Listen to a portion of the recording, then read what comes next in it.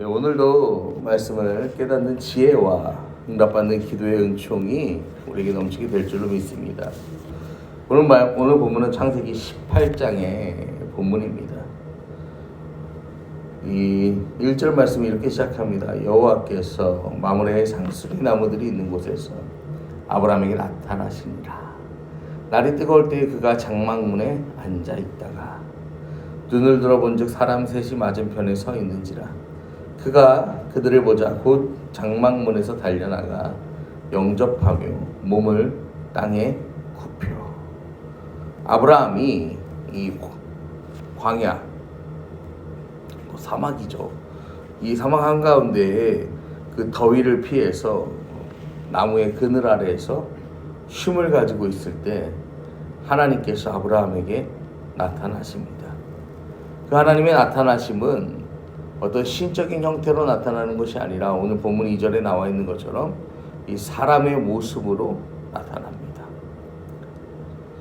사실 이렇게 환대한다라는 것, 이것은요, 이 고대 유목민들의 삶을 살아가는 이 고대 근동에서는요, 굉장히 중요한 일입니다. 여러분, 광야를 살아가면서, 이 사막을 살아가면서요, 여기서 환대받지 못하면 이 손님은 어떻게 되는 거예요? 다음 마을이나 다음 부족을 만나서 환대받을 확률이 높은 게 아니라 가다가 죽을 확률이 높은 거죠. 여기 사는 사람들도 마찬가지예요. 또 길을 떠날 일이 있잖아요. 그런데 다른 곳에 가서 환대받지 못하면 죽는 거죠. 그러니까 이 고대 근동에서는요, 누구든지 손님이 오면은 다 환대해 주는 거예요. 왜냐하면 그것을 언제든지 자기가 돌려받을 수 있기 때문인 거죠. 여러분, 이게 당시의 풍습이에요.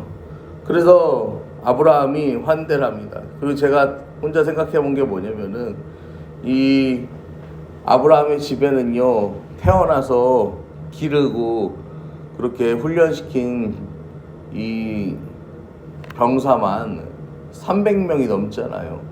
그러면은 이 아브라함의 장막은 더 이상 그냥 이렇게 무슨 우리가 캠핑처럼 다니는 캠핑촌이 아니죠.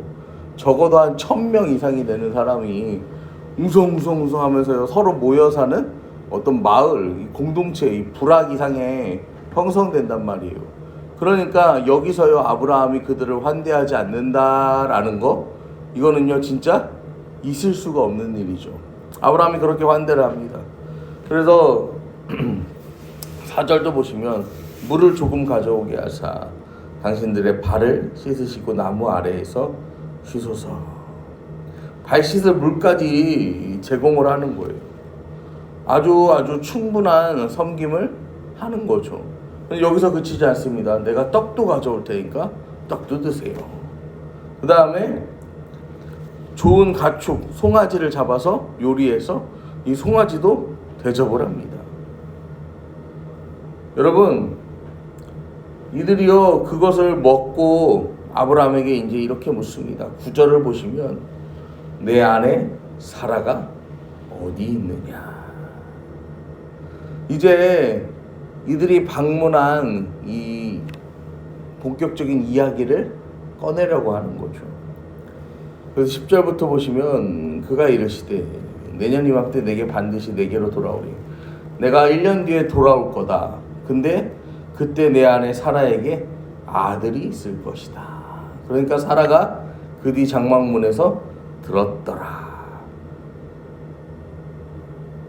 그리고 12절에 보시면 사라가 속으로 웃고 이르되 내가 노쇠하였고 내 주인도 늙었으니 내게 무슨 즐거움이 있으리요. 우리가 이렇게 늙었는데 아이를 낳을 수가 없는데 우리가 어떻게 아이를 낳는단 말인가. 사라가 그것을 웃었다라는, 그냥 웃어 넘겼다라는 거예요.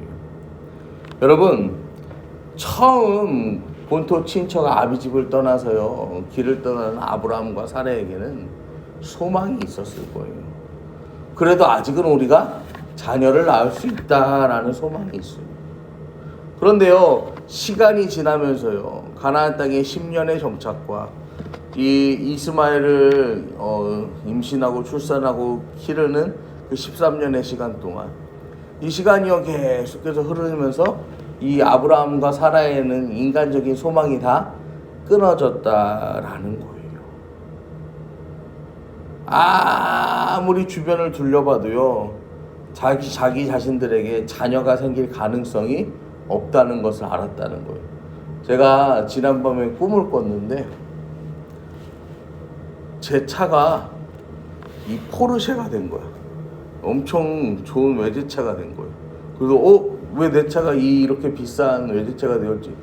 저는 태어나서 외제차를 탄 적이 한 번도 없는데 이게 어떻게 외제차가 됐냐 이러면서요, 외제차를 딱 타고 좋은데 이러면서요, 주차장을 이제 나가려고 하는데요, 주차 요금이 43,000원이라는 거야. 너무 현실적으로 43,000원이래요. 그래서 제가 그 순간 깨달았어요. 이건 꿈이구나. 모든 게 현실 같았는데 43,000원, 주차비가 43,000원이요? 말이 안 되는데 이러면서 이건 꿈이구나 하고 제가 깼어요. 여러분, 아브라함과 사라도 마찬가지예요. 이런 꿈도 꿔보고 저런 꿈도 꿔보고요, 모든 생각을 다 했어요. 그런데요, 이제는 더 이상 꿈도 꿀 수 없는 상황이 된 거예요. 그 꿈도 꿀 수 없는 그 상황 속에서요, 이제 하나님의 일하심이요, 이 부부에게 나타납니다.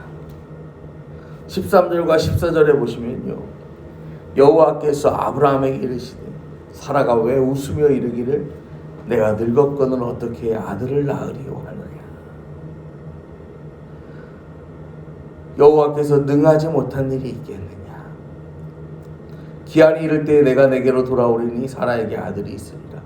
지금까지는 그냥 손님이었거든요. 그런데 여기서부터 사라가 믿지 못하는 그 순간부터요, 하나님이 되십니다. 여호와께서 라고 이야기해요. 여러분, 하나님의 일하심은요, 언제부터 시작되냐면요, 우리의 모든 소망이 끊어진 그 순간부터 시작됩니다. 하나님께서 아브라함에게요, 사라가 왜 웃었냐라고 묻습니다. 믿지 못하였기 때문에 웃은 거거든요. 어떻게 이 일이 가능하겠느냐, 그 생각을 하는 거거든요. 그런데 15절에 사라가 보면 저 웃지 않았습니다 라고 사라가 변명합니다. 자기 마음이 들키니까 거짓을 말하는 거예요. 아담도 그랬고 하와도 그랬어요. 자기들의 죄악을 하나님께 들키니까 거짓말했어요. 인간은요, 본능적으로요, 이 두려움 앞에서요, 비이성적인 행동을 하게 되어 있습니다.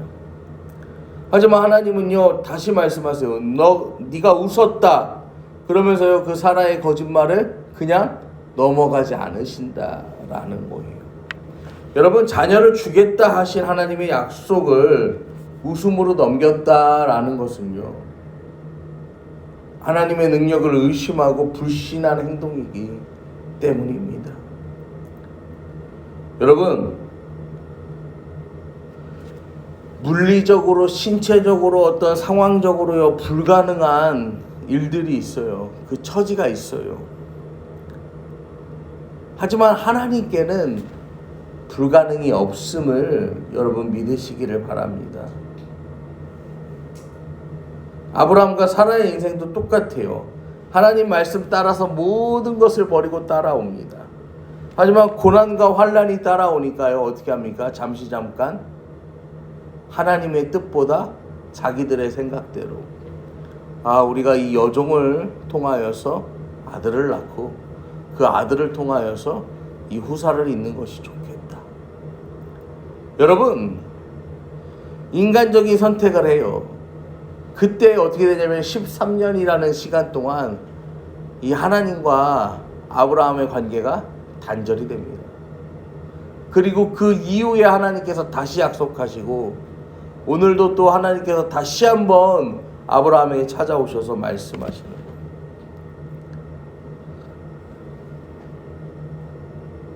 하나님은요, 그 극한의 상황에, 끝까지 몰린 그 상황에 찾아오셔서요, 나는 전능한 하나님이기 때문에, 나는 능력의 하나님이기 때문에, 나는 너의 모든 소망이 끊어진 뒤에 그것을 이어붙일 수 있는